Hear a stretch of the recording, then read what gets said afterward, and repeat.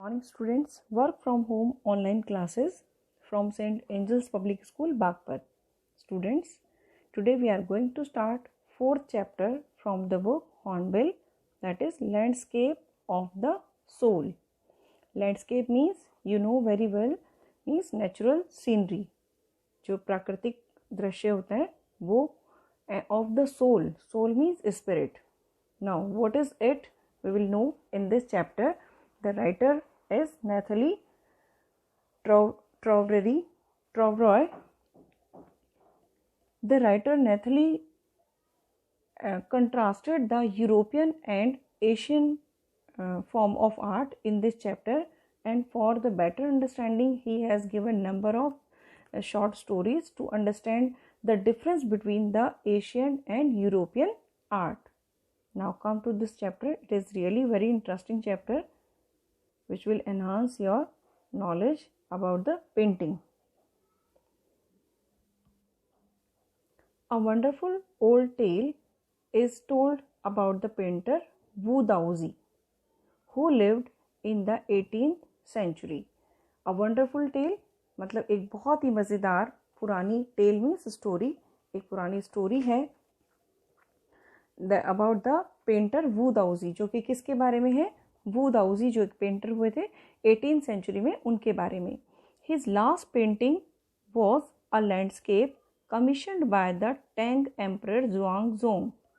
The last painting, उनकी जो आखिरी पेंटिंग थी, जो एक लैंडस्केप था, कमीशनड मतलब टू गिव वर्क, जो उनको काम करने के लिए दिया गया था, bye the Tang emperor. Tang, what is Tang? Tang क्या है?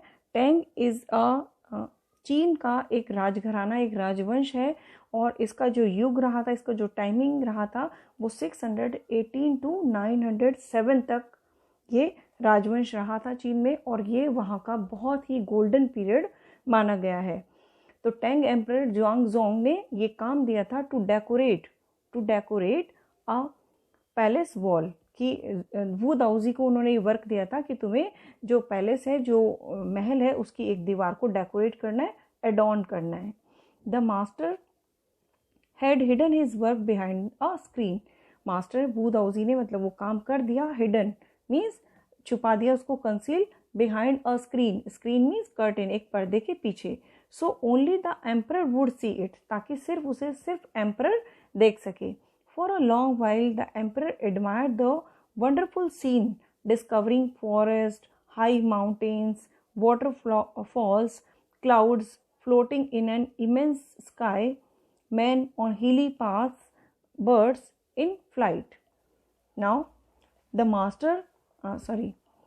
emperor admires the wonderful scene. मतलब लंबी देर तक, काफ़ी देर तक देखने के बाद जो राजा था, जो एम्परर था, उसने बहुत प्रेज्ड किया. एडमायर मीन्स प्रशंसा करना, तारीफ करना, कि वंडरफुल सीन जो बना हुआ था. डिस्कवरिंग फॉरेस्ट, उन्होंने देखा कि इसके अंदर फॉरेस्ट बने हुए हैं, हाई माउंटेन्स हैं, ऊंचे ऊंचे पहाड़ हैं, वाटरफॉल्स हैं मीन्स वाटर रेल्स, पानी के झरने हैं, क्लाउड्स फ्लोटिंग, और बादल आसमान के अंदर फ्लोट कर रहे हैं, तैर रहे हैं, इन इमेंस मीन्स ह्यूज स्काई, बहुत विशाल आसमान के अंदर.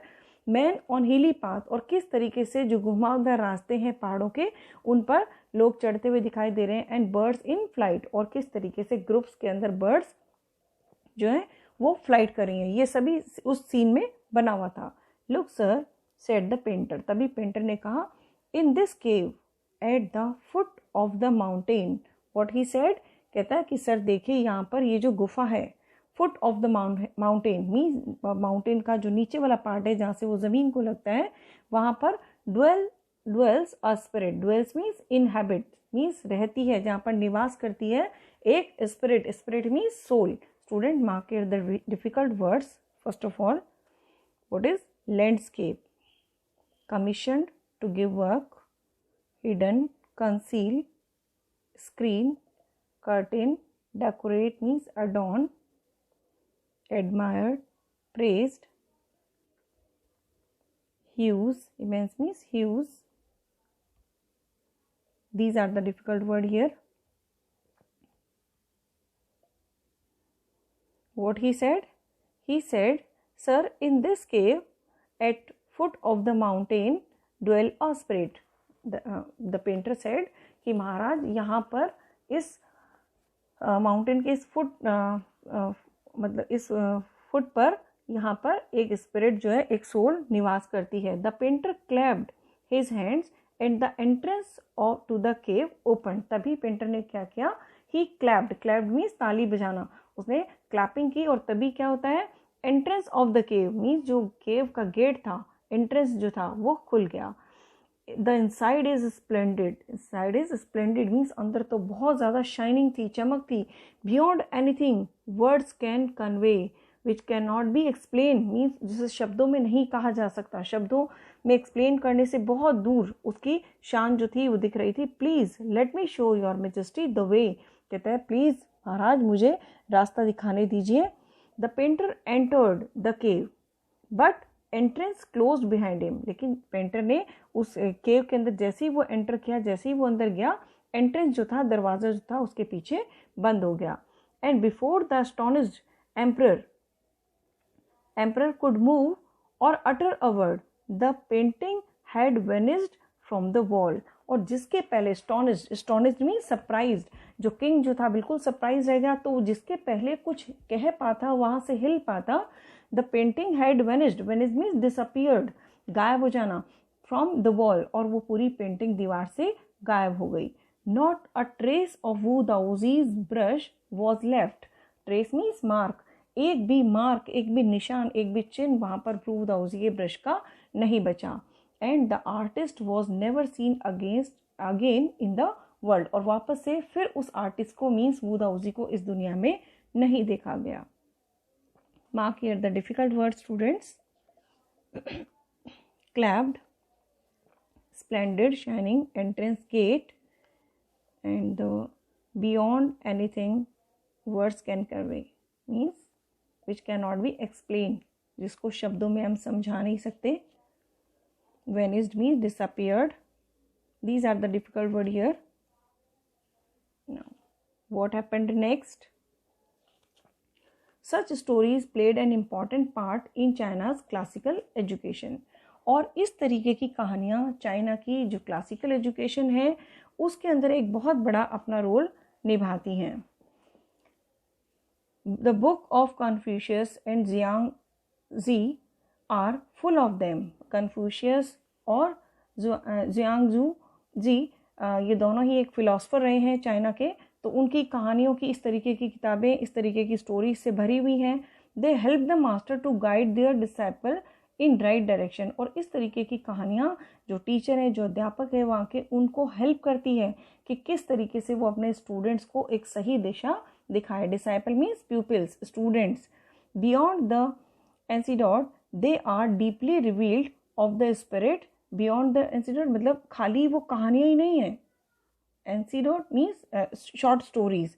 इसके बाद दे आर डीपली रिवील्ड, बल्कि वो डिस्क्लोज करती है हमारे सामने the spirit in which art was considered. Art was considered means उस समय में, उन दिनों में कला को किस रूप में लिया जाता था, इस रहस्य को भी वो हमारे सामने रखती है। कंट्रास्ट दिस स्टोरी, इस स्टोरी के कंट्रास्ट में, और another famous one about the painter who wouldn't draw the eyes of a dragon he had painted. एक ऐसा भी पेंटर था जो कभी भी अपनी पेंटिंग के अंदर जो ड्रैगन उसने ड्रॉ किया है उसकी आईज नहीं बनाता था। For fear it would fly out of the painting. क्या डर था उसको? उसको ये डर था कि अगर वो उसकी आईज भी बना देगा तो ये पेंटिंग से उड़ के भाग भी सकता है।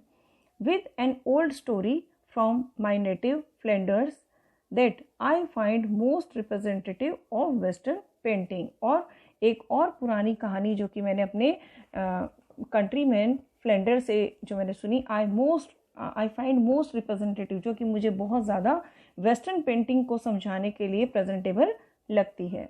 Students, mark here this chapter. We will start its next part in the next class. Do the all difficult word in your fair copy. Thank you. Have a nice day.